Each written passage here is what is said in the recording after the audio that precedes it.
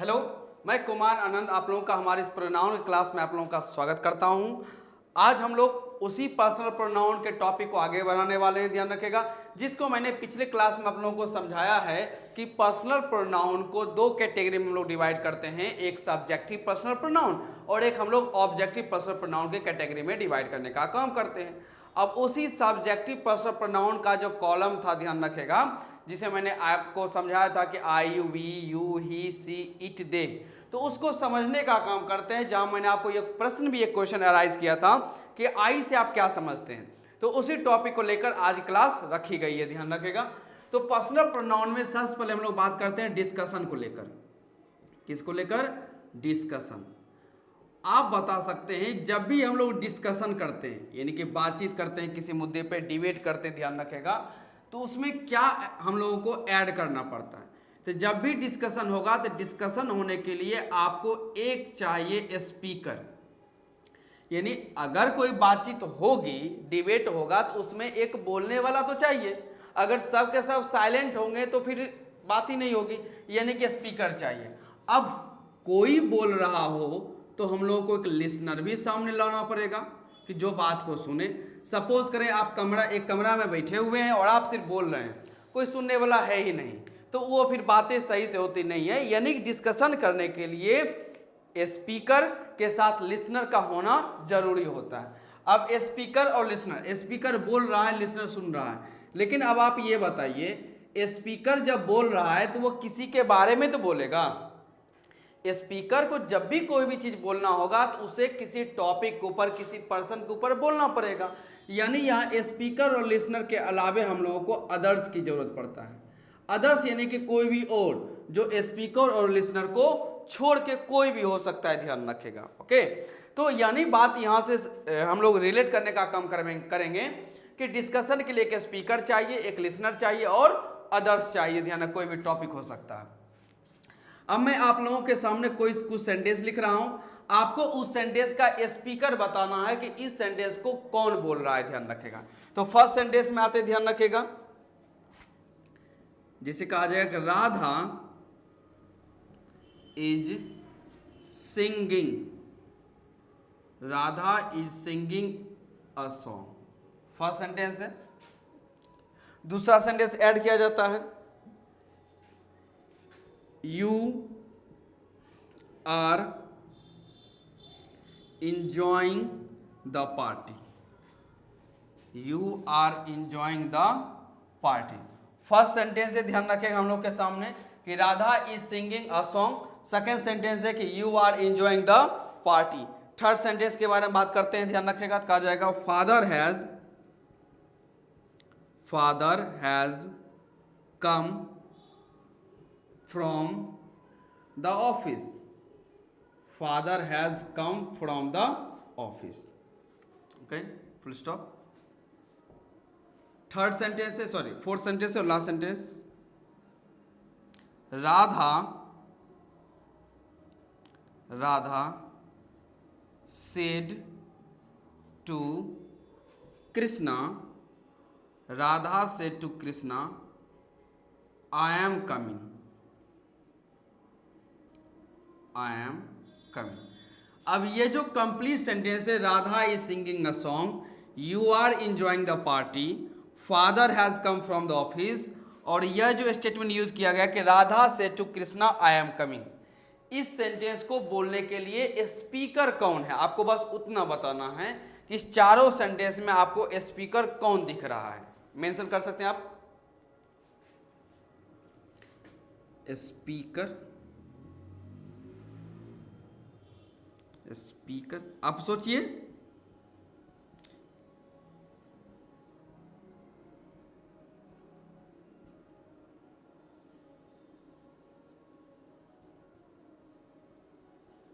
चलिए अब मैं बताता हूं, ध्यान रखिएगा। अब आपके माइंड में यह आ सकता है कि राधा इज सिंगिंग सॉन्ग का जो स्पीकर है इस सेंटेंस का वो राधा है। हो सकता है आपके माइंड में यह आ जाए कि Radha is singing a song, तो यहाँ पर जो स्पीकर है इस सेंटेंस का वह कौन है? राधा। अगर आप ऐसा सोच रहे तो यह आंसर आपका गलत है। क्यों गलत है? ध्यान रखेगा, स्टेटमेंट को आप सही से पढ़ें।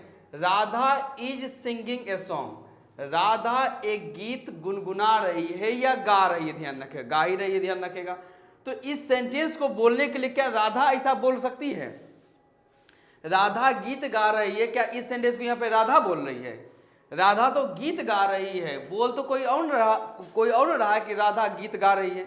राधा तो गीत गाने का काम कर रही है, वो कैसे बोल सकती है कि राधा गीत गा रही है? सपोज कीजिए अगर मैं आपको पढ़ा रहा हूं, ध्यान रखेगा, तो कोई और व्यक्ति होगा जो यह कह सकता है कि हाँ कुमार आनंद सर पढ़ा रहे हैं। मैं कैसे कह सकता हूं कि कुमार आनंद सर पढ़ा रहे हैं? मेरा ही नाम कुमार आनंद सर है तो मैं खुद ही बोलूंगा क्या कि कुमार आनंद सर पढ़ा रहे हैं?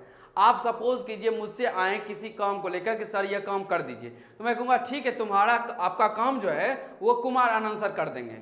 आप कहेंगे ये कौन सी बात हुई सर, कुमार आनंद सर कर देंगे? मतलब कहीं किसी और से जाना है काम करवाने के लिए, कोई और कुमार आनंद सर क्या? तो मैं कहूँगा नहीं वो मैं ही हूँ।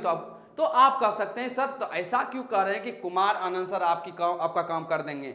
सीधे कहिए कि मैं आपका काम कर दूंगा, क्योंकि आप ना बोल रहे हैं सर। यानी कि यहां जो सेंटेंस है Radha is singing a song, इसका स्पीकर राधा नहीं है। You are enjoying the party, you are enjoying the party, क्या इसका स्पीकर यू हो सकता है? You are enjoying the party, क्या इस सेंटेंस का स्पीकर यू हो सकता है? तो नहीं हो सकता है। सपोज कीजिए कि आप मेरे सामने हैं, ओके, और मैं ये कह रहा हूं कि you are enjoying the class, you are enjoying the class. तो ये जो स्टेटमेंट है you are enjoying the class, इसको यू बोल रहा है क्या? यू तो सुन रहा है कि जब मैं कह रहा हूं कि you are enjoying the class, तो आप तो सुन रहे हैं, बोल तो मैं रहा हूं, बोल मैं रहा हूं कि you are enjoying the party या you are enjoying the class. तो इसका भी स्पीकर यू नहीं है। Father has come from the office, father has come from the office, पिताजी ऑफिस से आ चुके हैं, ध्यान रखिएगा। तो इस सेंटेंस को बोलने के लिए क्या फादर बोल रहे हैं क्या? यहां जो स्टेटमेंट यूज किया गया है कि father has come from the office, क्या इस सेंटेंस को बोलने वाले फादर हैं? तो नहीं है। पिताजी कैसे बोल सकते हैं कि father has come from the office? मैंने बोला है कि father has come from the office. अगर पिताजी बोलने लगेंगे कि father has come from the office, इसका मतलब मेरे पिताजी अपने पिताजी के बारे में बात कर रहे हैं कि father has come from the office, वो अपने बारे में बात नहीं कर रहे हैं, तो ये फादर भी नहीं होगा। राधा से to Krishna I am coming, इस पूरा सेंटेंस राधा से लेकर इस कमिंग तक का स्पीकर कौन है बताइए?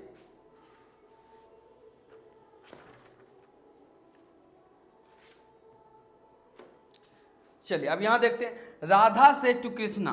तो आपके माइंड में हो सकता है सर इस सेंटेंस का, आपके माइंड में यह हो सकता है कि सर इस सेंटेंस का स्पीकर तो कम से कम राधा होगा, तो नहीं होगा, कभी नहीं होगा। ना राधा है ना कृष्णा है, नहीं है, ये दोनों नहीं है। राधा ने कृष्णा को कहा, क्या कहा कि आई एम कमिंग, मैं आ रही हूं। यानी राधा कृष्णा को कहती है कि मैं आ रही हूं, लेकिन इस सेंटेंस को पूरा सेंटेंस को बताने के लिए क्या राधा बता रही है? मतलब राधा खुद कह रही है कि राधा ने कृष्णा को कहा कि मैं आ रही हूं? नहीं, इस सेंटेंस को भी राधा या कृष्णा कोई नहीं बता रहा है, ध्यान रखिएगा। यहां पर जो भी सेंटेंस आपको दिख रहा हो सभी सेंटेंस का स्पीकर आई है। जी हां, सभी सेंटेंस का स्पीकर क्या है? आई है। कैसे? मैं समझा देता हूं। यहां जो सारा सेंटेंस बोला जा रहा है, ध्यान रखिएगा कि सपोज कीजिए आप और मैं बैठा हुआ हूं और मैं ये कह रहा हूं कि Radha is singing a song, Radha गीत गा रही, बोल कौन रहा हूं? मैं बोल रहा हूं, आई बोल रहा हूं। यू यानी लिसनर, आप तो नहीं बोल रहे हैं, राधा तो नहीं बोल रहे, मैं बोल रहा हूं कि Radha is singing a song, यानी इस सेंटेंस का स्पीकर कौन है? I. You are enjoying the party, you are enjoying the party, इस सेंटेंस को भी कौन बोल रहा हूं? मैं बोल रहा हूं, यानी I. Father has come from the office, पिताजी ऑफिस आ चुके, इस सेंटेंस को भी कौन बोल रहा है? मैं बोल रहा हूं, यानी आई। राधा से to Krishna I am coming, Radha ने कृष्णा को कहा कि मैं आ रही, इस सेंटेंस को भी कौन बता रहा है या बोल रहा हूं? मैं बोल रहा हूं, ध्यान रखेगा। तो सेंटेंस कोई भी हो, ध्यान रखेगा, उसका स्पीकर हमेशा आई ही होता है, ध्यान रखेगा। तो स्पीकर जो है, ध्यान रखेगा, जब भी डिस्कशन किया जाता है, बातचीत होगा, तो स्पीकर को हम लोग एक्टिव कहते हैं। क्या कहते हैं? एक्टिव। एक्टिव यानी स्पीकर वही होगा जो डिस्कशन में एक्टिव हो, जो डिस्कशन में बोल रहा हो, ध्यान रखेगा, यानी वो उसमें पार्ट ले रहा हो, ध्यान रखेगा। हम लोग अक्सर देखते हैं, ध्यान रखेगा, एक व्यक्ति बोल रहा है, कुछ लोग सुन रहे हैं, कुछ लोग सो रहे हैं, तो जो सो रहे हैं वो तो उस डिस्कशन का एक्टिव पार्ट नहीं हुआ। एक्टिव पार्ट ये नहीं, वो तो उस डिस्कशन में ना सुनने वाले में एक्टिव है ना बोलने वाले में एक्टिव, वो तो सोए हुए, उनको कोई मतलब ही नहीं है डिस्कशन से। तो स्पीकर किसी भी सेंटेंस का या डिस्कशन में जो स्पीकर होता है वो हमेशा एक्टिव होता है। तो आई जो है वो एक्टिव है, तभी तो वो बोल रहा है। एक्टिव कहने का मतलब होता है कि हाँ वास्तव में उसका काम दिख रहा है या वो काम कर रहा है। ओके, तो ये स्पीकर में हम लोग एक्टिव जो रहता है तो उसमें हम लोग एक वर्ड को शामिल करते हैं और वो क्या है, आई। तो आई जो है वो किसी भी डिस्कशन का स्पीकर होता है। क्या होता है, स्पीकर होने का वो काम करता है, ध्यान रखेगा। अब आई का कैटेगरी जो है, अब आई, ओके, अब आई का रिलेशन हम लोग वर्ब से चेक करते हैं। किससे चेक करेंगे, आई का रिलेशन वर्ब से हम लोग चेक करने का काम करते हैं, ध्यान रखेगा। तो कुछ मैं सेंटेंस अभी आपको फिल करता हूं, आपको उसमें बताना है, ध्यान रखेगा उसमें क्या आना चाहिए। चलिए फर्स्ट सेंटेंस में लिखता हूं कि I dash coming tonight, I dash coming tonight. Option है is am are, is am are. Second में आते हैं, ध्यान रखेगा, I dash my brother, I dash my brother. Option है हैज और हैव, हैज और हैव। नेक्स्ट है कि आई डैश यू, लव और लव्स। नंबर 4 में आते हैं, I dash a pronoun, is am are. Number 5 last sentence, I dash a subjective pronoun, I dash a subjective pronoun. Option है is am are. चलिए अब इसमें आप लोग फिल करें कि क्या होना चाहिए।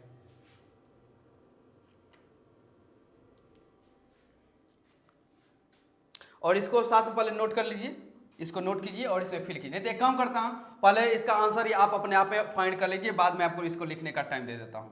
अब यहां देख सकते हैं आई के साथ वर्ब की बात की गई है। किसकी बात की गई है, वर्ब के साथ। जब ये कहा जाता है, ध्यान रखिएगा, I dash coming tonight, I dash coming tonight, तो आई के साथ हम लोग क्या लगाते हैं, एम, कि I am coming tonight. अब इस आई के बारे में कुछ जानकारी हम लोग यहीं से लेने का काम करेंगे, जो मैंने आपको पिछली क्लास में मैंने कहा था कि आई से आप क्या समझते हैं। जब ये कहा गया I am coming tonight, तो आई इस स्टेटमेंट में क्या है, स्पीकर है। क्या है, स्पीकर है। आई इस सेंटेंस में क्या है, सब्जेक्ट है। आई इस स्टेटमेंट क्या है, सब्जेक्ट है, ध्यान रखिएगा। आई यहां क्या है, प्रोनाउन है। ओके, आई स्पीकर है, सब्जेक्ट है और प्रोनाउन है, ध्यान रखें, इसमें कोई शक नहीं, ध्यान रखेगा। 1 मिनट, थोड़ा सा स्पेस मुझे चाहिए। इस सेंटेंस को मैं सेकेंड सेंटेंस में नीचे लिख दे रहा हूं। Okay, I dash my brother. Number second sentence क्या था वो मैं देख लेता हूं। I dash called my brother, I dash called my brother, I dash called my brother. Option है हैज और हैव। वहां मुझे स्पेस चाहिए था, इसलिए मैंने इसको नीचे लिख दिया है। अब आई ध्यान रखिएगा, स्पीकर है, सब्जेक्ट है, प्रोनाउन है। ओके, और आई जो है यह पर्सन है। क्या है, पर्सन, यानी व्यक्ति है। याद रखिएगा, आई के बारे में आपको जानकारी दे रहा हूं, आई क्या क्या है। तो आई स्पीकर है, पर्सन है, सब्जेक्ट है, प्रोनाउन है। कौन सा प्रोनाउन है, तो पर्सनल प्रोनाउन है, पर्सनल प्रोनाउन है, ध्यान रखेगा, इसमें कोई शक नहीं, ध्यान रखेगा। सब्जेक्ट भी है, तो इसे ऐसा भी कह सकते हैं कि यह सब्जेक्टिव पर्सनल प्रोनाउन है, सब्जेक्टिव पर्सनल प्रोनाउन है, सब्जेक्टिव पर्सनल प्रोनाउन है, ये भी हम लोग लिख सकते हैं, ध्यान रखेगा। और भी कह सकते हैं कि आई जो है यह सिंगुलर है। आई क्या है, सिंगुलर है, एक पर्सन के लिए आया हुआ है, आई सिंगुलर है। फिर से मैं आपको गैदर कर रहा हूं, इंफॉर्मेशन में कलेक्ट कर रहा हूं, क्योंकि मुझे आगे इस सब का जानकारी चाहिए आप लोगों से।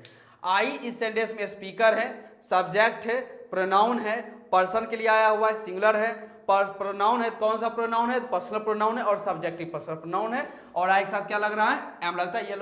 ये तो बात हम लोग जानते हैं कि आई के साथ एम लगता है। आई डैश यू, लव होगा या लव्स होगा? तो आई के साथ हम लोग क्या करते हैं, ये वर्ब का फर्स्ट फॉर्म यूज किया जाता है। हम लोग इतना जानते हैं ना कि आई के साथ हम लोग यूज करते हैं वर्ब का कौन सा फॉर्म? वर्ब का फर्स्ट फॉर्म यूज करते हैं। तो आई के साथ क्या हो जाएगा? Love, I love. और यहां जो आई है ये पर्सन के लिए आया हुआ है, पर्सन और स्पीकर, पर्सन और स्पीकर। तो आई के साथ क्या लग गया? लव। आई, हाँ यहां देखते हैं second sentence, I dash called my brother. तो आई यानी कि जो व्यक्ति बोल रहा है वो अपने बारे में बता रहा है कि मैंने अपने भाई को बुलाया है। तो आई जो है यहां पर ये भी क्या है? पर्सन है, पर्सन है, प्रोनाउन है, पर्सन है, प्रोनाउन है, और स्टेटमेंट में ये सब्जेक्ट बनने का काम कर रहा है। ओके, तो पर्सन के लिए आया हुआ है तो आई के साथ वर्ब का फर्स्ट फॉर्म क्या लगा सकते हैं? हैव, कि I have called my brother. इस दो सेंटेंस देखते हैं। नंबर 4 सेंटेंस में आई डैश अ प्रोनाउन। अब आप जरा सोच के बताइए, आई डैश अ प्रोनाउन में आई के साथ क्या एम लगना चाहिए या नहीं?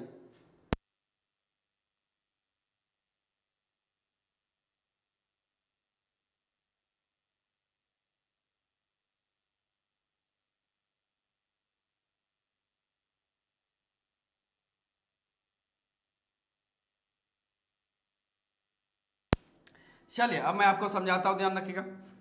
आई डैश अ प्रोनाउन, यानी आई जो है वो प्रोनाउन है। क्या आप बता सकते हैं कि आई जो है ये क्या ये पर्सन के लिए आया है, किसी व्यक्ति के लिए, या आई जो है ये स्पीकर के लिए आया हुआ है? जो व्यक्ति बोल रहा है क्या इस बार उस, ये जो वर्ड आई है ये आई उस व्यक्ति के लिए आया है? जैसे मैं कह सकता हूं आई am coming, I am here, I am going, मैं ये कह सकता हूं। यानी आई जो है वो मैं अपने लिए यूज कर रहा हूं, मैं इस बात को बोल रहा हूं और ये स्टेटमेंट मैं अपने तरफ से अपने लिए आप लोगों को बता रहा हूं, ध्यान रखें। लेकिन क्या मैं ऐसा कह सकता हूं कि आई प्रोनाउन, कि आई प्रोनाउन यानी मैं प्रोनाउन हूं? क्या कोई पर्सन का भी प्रोनाउन हो सकता है? तो आप कहेंगे नहीं सर, यहां आई जो है ना पर्सन के लिए आया हुआ है ना स्पीकर के लिए आया हुआ। तो यहां आई है क्या चीज? तो आई जो है यह एक वर्ड है। क्या है? मतलब आई ये क्या है? एक वर्ड, या आप कह सकते हैं छोड़िए से, आई जो है एक लेटर है। क्या है? लेटर है। कि आई जो हम लोग लिखते हैं ना, यह आई जो है वो व्यक्ति वाला आई नहीं है। हम लोग जब लिखते हैं ABCDEFGH आई, आई वो है। तो यहां पर ये एक लेटर का काम कर रहा है, पर्सन का काम नहीं कर रहा है, इसलिए आई के साथ क्या लगाएंगे? इज। क्योंकि ये एक ही लेटर है इसलिए आई के साथ क्या लगाते हैं? इज लगाने का काम करेंगे। तो आई जब पर्सन रहता है, आई क्या रहता है? पर्सन। यहां देखते हैं, आई जब पर्सन रहता है तो इसके साथ आप चाहे तो एम लगाइए, हैव लगाइए, या आपकी इच्छा हो तो वर्ब का पहला फॉर्म लगाइए, ये आप पे डिपेंड करता है। आई जब पर्सन रहता है तो इसके साथ वर्ब एम लगाइए, हैव लगाइए, या वर्ब का पहला फॉर्म, जैसे वहां एम लगा, यहां वर्ब का फर्स्ट फॉर्म लगा, यहां नीचे हैव लगा, आप लगा सकते हैं। लेकिन जब आई, ध्यान रखेगा, पर्सन ना रहे, आई जब पर्सन नहीं रहता है, जब ये लेटर बन जाए, क्या बन जाए? लेटर, या फिर ये वर्ड बन जाए, तब इसके साथ आप क्या लगाते हैं? इज लगाते हैं, या फिर वर्ब का पांचवा फॉर्म यूज कर सकते हैं, ध्यान रखेगा। तो I is a pronoun, I a subjective pronoun. I जो है ये एक सब्जेक्टिव प्रोनाउन है। तो क्या यहां पर आई पर्सन के लिए आया है? यह जो आई है, क्या ये आई कहीं से लग रहा है आपको कि ये पर्सन के लिए आए? नहीं, आई के साथ क्या लग जाएगा? Is. I is a subjective pronoun, ध्यान रखेगा। तो ये हम लोगों को आई के बारे में एक जानकारी मिली, ध्यान रखेगा, कि आई किस रूप में कहां पर प्रेजेंट हो सकता है, ध्यान रखेगा। हम लोग अक्सर आई के बारे में बस इतना ही जानने का कोशिश करते हैं, आई मीन्स क्या होता है? आई मीन्स मैं होता है। और ये आप बता सकते हैं कि आप जब इंग्लिश ग्रामर पढ़ते हैं तो आई के बारे में आप इतना जानते हैं कि आई मीन्स सिर्फ मैं होता है, ये तो आप हिंदी जानते हैं। ग्रामर आप कहाँ जानते हैं कि ये पर्सन है, स्पीकर है, सब्जेक्ट है, पर्सनल प्रोनाउन है, सब्जेक्टिव पर्सनल प्रोनाउन है, ये सारी बातें भी तो हम लोग के माइंड में आना चाहिए, ध्यान रखिएगा। तभी आप आई को समझ सकते हैं, ध्यान रखिएगा। और इसका यूज आपको कहाँ मिलता है? तो नरेशन में आपको बहुत अच्छे से मिलेगा, जहां पर आपको सिखाया जाता है कि आई इसके अकॉर्डिंग बदलता है, यू इसके अकॉर्डिंग बदलता है। क्यों बदलता है उसका रीजन यहीं से निकलता है, ध्यान रखिएगा। नोट कर सकते हैं इसे।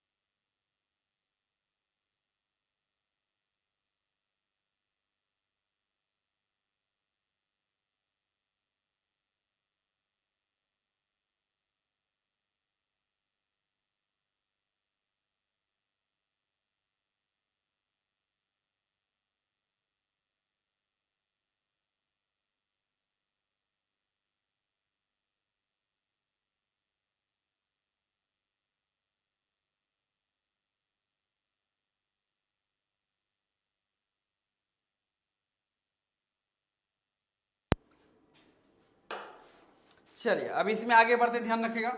तो बात हो रही है स्पीकर की, तो स्पीकर में हमने समझ लिया अभी तक किसके बारे में, आई के बारे में। यानी यहाँ जो डिस्कशन की बात हो रही है, तो डिस्कशन में अभी मैं सिर्फ आपको स्पीकर को समझा रहा हूँ कि स्पीकर किस प्रकार से सेंटेंस में आता है, ध्यान रखेगा। अब इसी स्पीकर में ध्यान रखेगा, एक मैं आपको स्टेटमेंट बताता हूँ। लोग अक्सर कहते हैं कि आई का जो प्लुरल है, क्या बता सकते हैं आई का प्लुरल क्या होता है? आई का प्लुरल क्या होता है? क्या यह बात आप लोग बता सकते हैं कि what is the plural form of the first person speaker I? कि स्पीकर का ध्यान रखेगा, यानी आई का प्लुरल फॉर्म क्या है। तो अक्सर लोग आपको कहते हुए मिलेंगे कि आई का प्लुरल फॉर्म वी है। आई का प्लुरल फॉर्म क्या है? वी।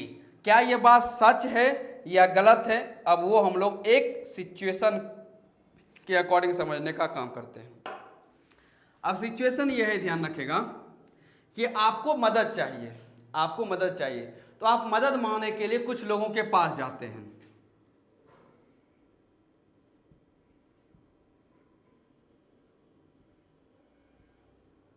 ओके,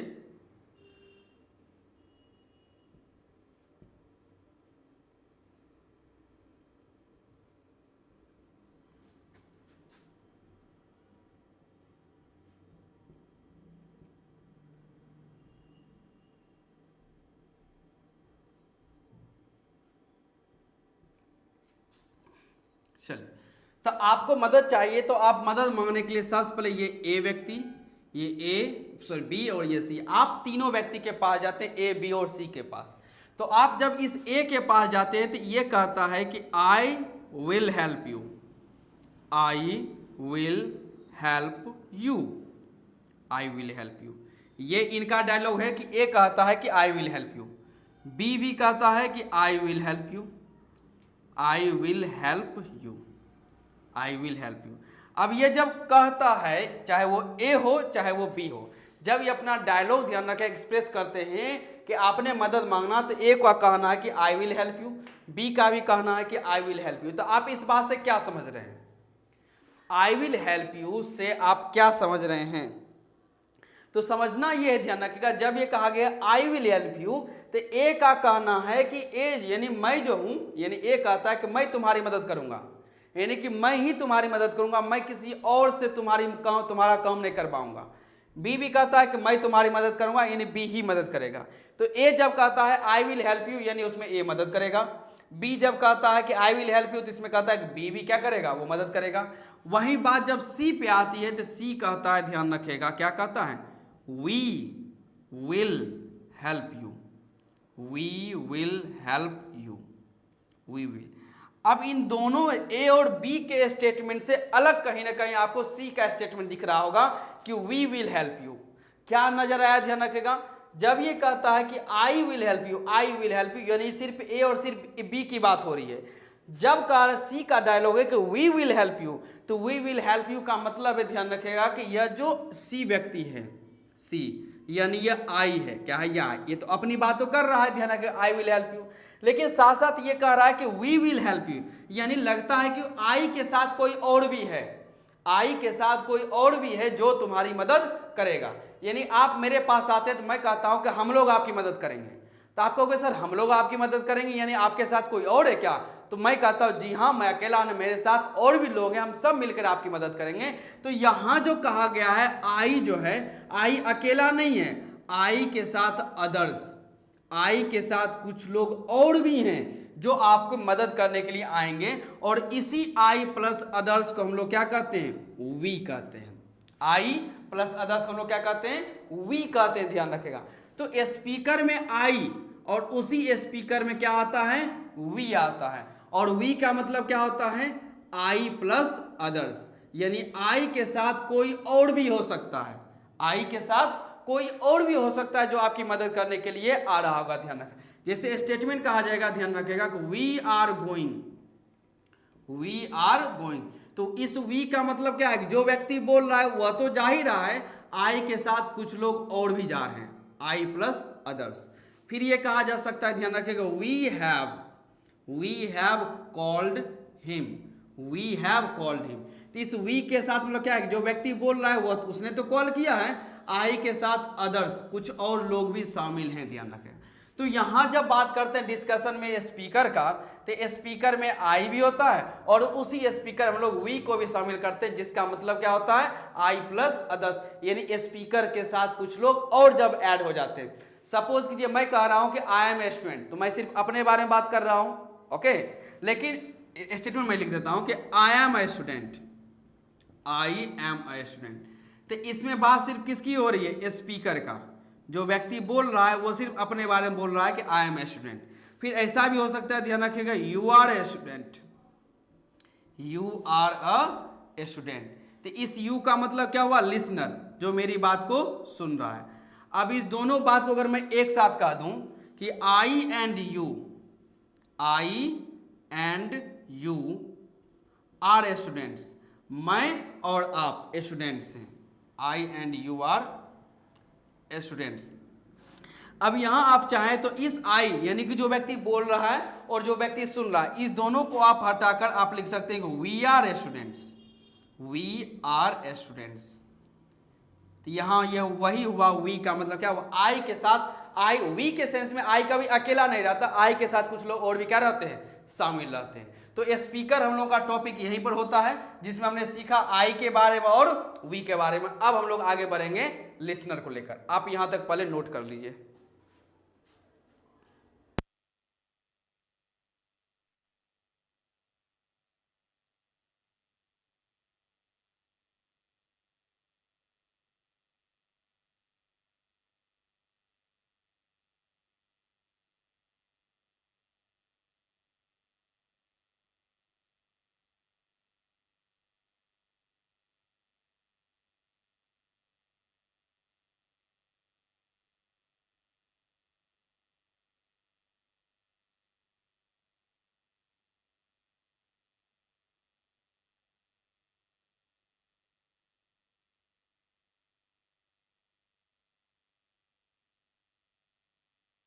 चलिए अब हम लोग एक शॉर्ट नोट तैयार कर लेते हैं, ध्यान रखिएगा। आई और वी के बारे में जो हम लोगों ने अभी तक समझ लिया है, ध्यान रखिएगा। उसके बाद हम लोग चलते हैं लिसनर की तरफ। तो आई के बारे में हम लोग क्या क्या जानते हैं, तो आई के बारे में जानते हैं कि यह स्पीकर है, आई क्या है, स्पीकर है। और क्या जानते हैं कि आई पर्सन होता है, ओके, आई पर्सन होता है। स्टेटमेंट में यह सब्जेक्ट बनता है, क्लियर। इसे आप पर्सनल प्रोनाउन कह सकते हैं, पर्सनल प्रोनाउन भी कह सकते हैं। यह पर्सनल प्रोनाउन सब्जेक्ट बनता है, तो आप इसे सब्जेक्टिव पर्सनल प्रोनाउन भी कह सकते हैं, सब्जेक्टिव पर्सनल प्रोनाउन भी आप कह सकते हैं, कोई शक नहीं। स्पीकर है, पर्सन है, सब्जेक्ट है, पर्सनल प्रोनाउन है, ओके, इसमें कोई शक नहीं, ध्यान रखेगा। इसके साथ आप वर्ब, सॉरी, आई जो है एक लेटर भी है, आई एक वर्ड भी है, कोई शक नहीं। देखिए मेन चीज लिखना बोले गए कि आई प्रोनाउन है, आई प्रोनाउन है। आई के साथ प्रेजेंट टाइम में वर्ब एम, वर्ब का फर्स्ट फॉर्म भी यूज किया जा सकता है, ओके। हैव का भी यूज कर सकते हैं, ध्यान रखिएगा आप, हैव का भी यूज कर सकते हैं। ये कब, जब ये पर्सन की बात होती है तब। इसके अलावा अगर और कोई सिचुएशन रहेगा तो उसमें आप इसके साथ इज का भी यूज कर सकते हैं और वर्ब का पांचवा फॉर्म, इज और वर्ब का पांचवा फॉर्म भी यूज कर सकते हैं, तब जब ये पर्सन ना होके कोई और होगा, लेटर या प्रोनाउन जो हो सकता है, ध्यान रखें। तो ये हम लोगों को आई के बारे में हम लोगों को यहाँ तक जानकारी मिली। वी के बारे में आप कर सकते हैं, तो वी जो होता है आई प्लस अदर्स, आई के साथ जब अदर को शामिल किया जाता है। वी जो है यह भी पर्सन के लिए आता है, ये किसके लिए आता है, पर्सन के लिए आता है, ध्यान रखिएगा। एक चीज लिखना भूल गए कि आई सिंगुलर है, आई जो है यह सिंगुलर है, ओके। पर्सन है, यह भी सेंटेंस में वी सब्जेक्ट बनता है, प्रोनाउन है, प्रोनाउन है, लेकिन यह जो है यह प्लुरल होता है। जिस प्रकार से आई जो है वो अपने आप को सिंगुलर इंडिकेट करता है, वी अपने आप को प्लुरल के फॉर्म में रखना पसंद करता है, तो वी को हम लोग क्या कहते हैं, प्लुरल ही कहते हैं, ध्यान रखेगा। चलिए आगे बढ़ते हैं, प्लुरल है। यह भी पर्सनल प्रोनाउन है, पर्सनल प्रोनाउन है, कोई शक नहीं, ध्यान रखें। सब्जेक्ट के प्लेस पे आया है तो इसे भी हम लोग सब्जेक्टिव पर्सनल प्रोनाउन कहेंगे, सब्जेक्टिव पर्सनल प्रोनाउन हम लोग कहने का काम कर सकते हैं, ध्यान रखिए। आई को भी हम लोग स्पीकर के ही कैटेगरी में रखते हैं, स्पीकर के ही कैटेगरी में रखने का हम लोग काम करते हैं, ध्यान रखिएगा। चलिए, तो वी के बारे में इतना जानकारी काफी रहा, ध्यान रखा। अब हम लोग आते हैं अपने लिसनर के टॉपिक पे, LISTENER, लिसनर। इसे नोट कर लीजिए, मैं कुछ सेकंड मिटा देता हूँ इसे।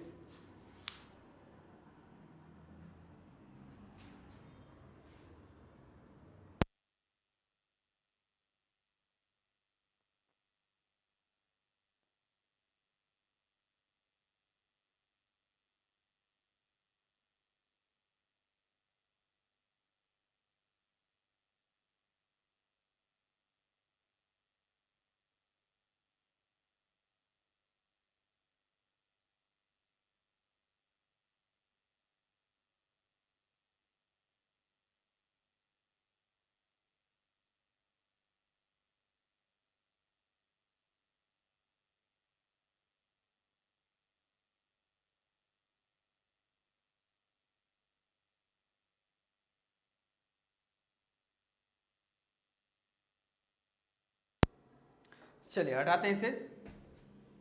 अब आते हैं लिसनर में।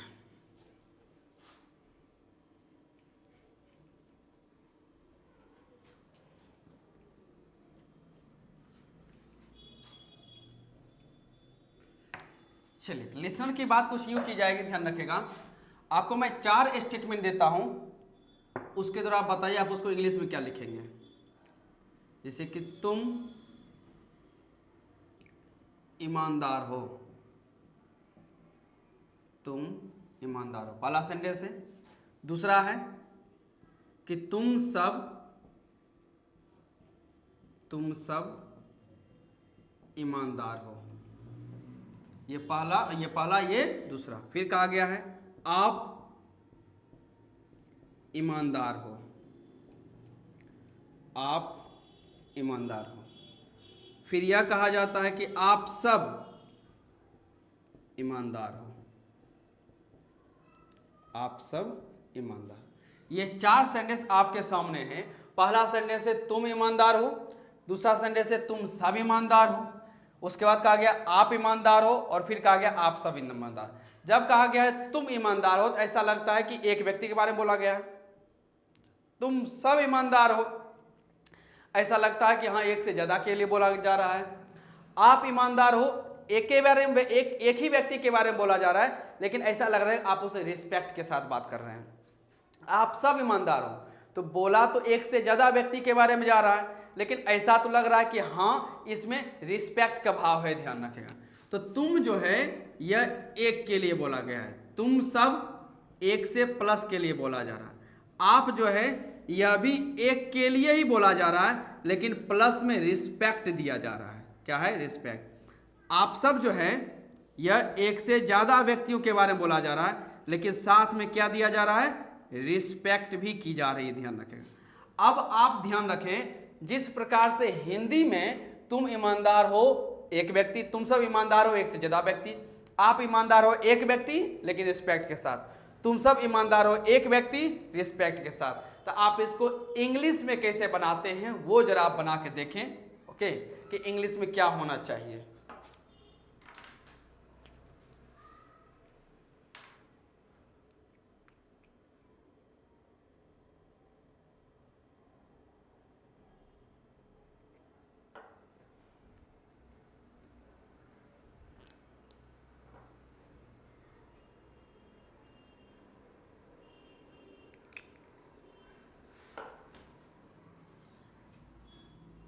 चलिए, अब तुम ईमानदार हो, शायद हो सकता है आप लोगों ने इसका ट्रांसलेशन इस प्रकार से बनाया होगा, you are honest, you are honest.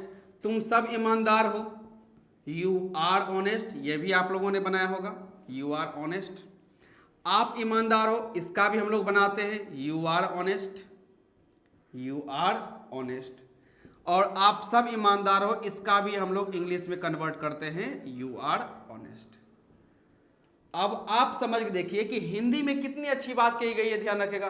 तुम सब, आप सब। वहीं इंग्लिश के बारे में बात करते हैं तो you are honest, you are honest, you are honest और यू आर ऑनेस्ट।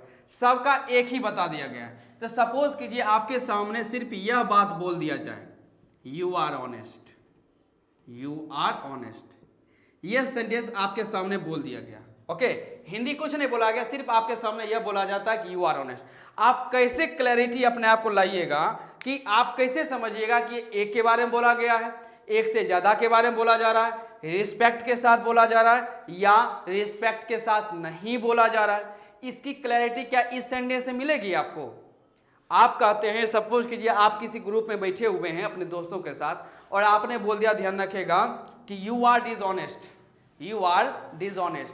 अब यू आर डिसऑनेस्ट का मतलब यह भी होगा कि तुम बेईमान हो, और यह भी हो सकता है कि तुम सब बेईमान हो। तो हो सकता है कि जिसको आप बोल रहे हैं उसके अलावा कुछ लोगों को और बुरा लग सकता है कि नहीं यार तुमने ये बात मुझे भी बोल दिया, तुम्हारी हिम्मत कैसे बोलने की, इस पे तो लड़ाई होने के चांसेस ज्यादा हैं, क्योंकि यू आर डिसऑनेस्ट में क्लैरिटी नहीं है कि आप एक के बारे में बोल रहे हो कि एक से ज्यादा के बारे में बोल रहे हो। तो क्या किया जाए, और रिस्पेक्ट की भी बात नहीं दिख रही, ध्यान रखेगा। तो बात ये की गई है, ध्यान रखें, हम लोग स्टार्टिंग से तुम सब, आप लोग, आप सब के बारे में, आप दोनों सब को लेकर यू का ही उच्चारण करते हैं, जबकि ऐसा सेंस है नहीं।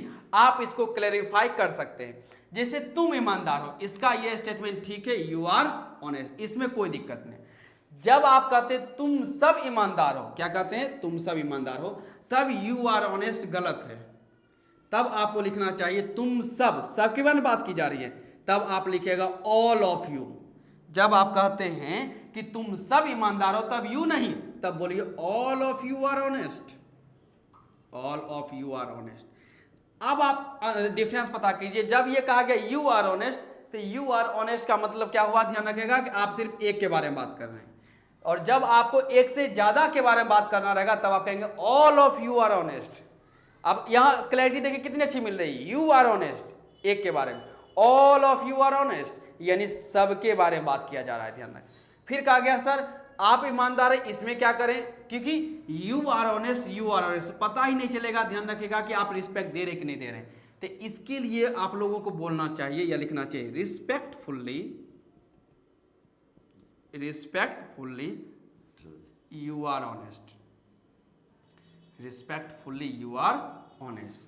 यानी कि आप जो यू शब्द यूज कर रहे हैं वर्ड, वो आप रिस्पेक्ट के साथ यूज कर रहे हैं, इसलिए आपको उसके पहले रिस्पेक्टफुल्ली बताना पड़ेगा। जैसे तो आदरणीय होता है, आदरणीय हम लोग लगाते हैं, ध्यान रखेगा।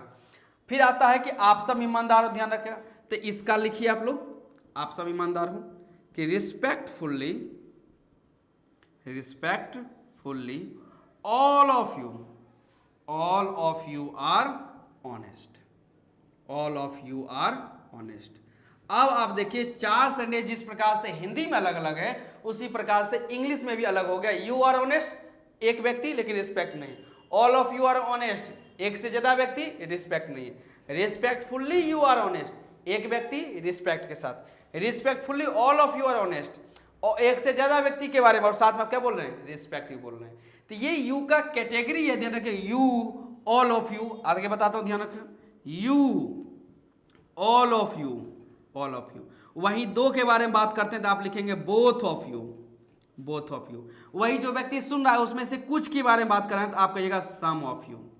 उनमें से बहुतों के बारे में बात करना है तो आप लिखेंगे many of you, many of you, few of you, few of you. आप ऐसा भी लिख सकते हैं थ्री ऑफ यू, यानी जो व्यक्ति सुन रहा है उसमें से तीन के बारे में बात किया जा रहा है। टू ऑफ यू, जो व्यक्ति सुन रहा है उसमें से दो की बात की जा रही है।